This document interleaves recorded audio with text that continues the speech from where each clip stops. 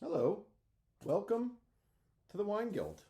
As you can see, I was just catching up on my superstitions, which is what this episode of the Wine Guild is about, episode 2 on superstitions. So let's go into the chest and find out which superstition we're going to talk about tonight.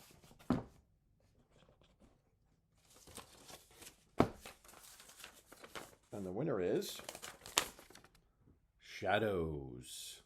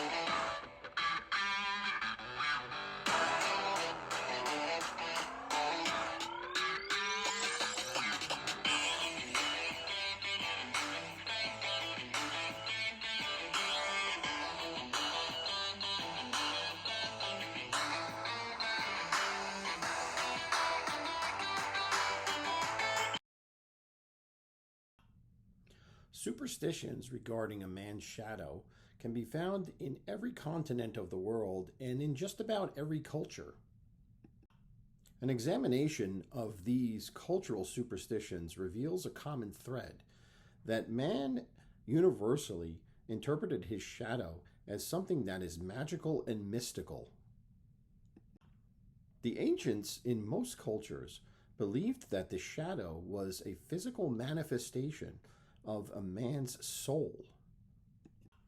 Some even viewed the shadow as a supernatural entity that was a man's double, perhaps in another dimension. Whether it was believed to be a man's soul or a supernatural entity, one common belief existed. A man was inescapably linked to his shadow. Considering the link, it was believed that a man had to do his best to protect his shadow at all time from various harm that's out there. For example, stomping on an individual's shadow was believed to do some type of supernatural harm to the individual. In fact, children would cry because a classmate in the playground were stomping on their shadow. In Ireland, the legend of Fian killed his arch enemy by stabbing his shadow. One also had to look out and protect one's shadow from other superstitious practices that existed. For example, in ancient Eastern Europe and ancient Greece, a new building, was not thought to be sound unless an entity, a being, was buried in the foundation. Now, instead of burying live creatures or dead animals and dead people in a foundation, the tradition arose of capturing a shadow and burying that in the foundation. This could be problematic because it was thought about if your shadow was captured into that foundation, you would likely die within a year. This custom eventually evolved into a practice of tracing a man's shadow in the form of a string, burying that string in the foundation, which would amount to the same thing as a shadow being buried there, and no one would be harmed. Across the globe, in China, it has been a common belief that one should be careful not to allow their shadow to cast on an open coffin, lest their soul would be captured and buried with the newly deceased. So if man was protecting his shadow, it stands to reason that the shadow must have done something to help man. Well, it was believed that one shadow would be your best defense against the Grim Reaper. In fact, the Grim Reaper couldn't take you across that bridge to the Netherland unless the shadow agreed. Shadows were believed to be beings that lived in the world between the living and the dead, and therefore were our best protection from the forces of evil.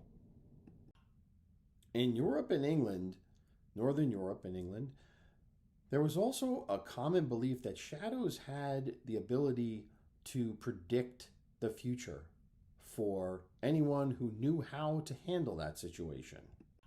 For example, if you were to observe the shadows on Christmas Day from the Christmas Day fire, if you were to observe those shadows and anyone appeared without a head, that would tell you that that individual would perish by the end of the year.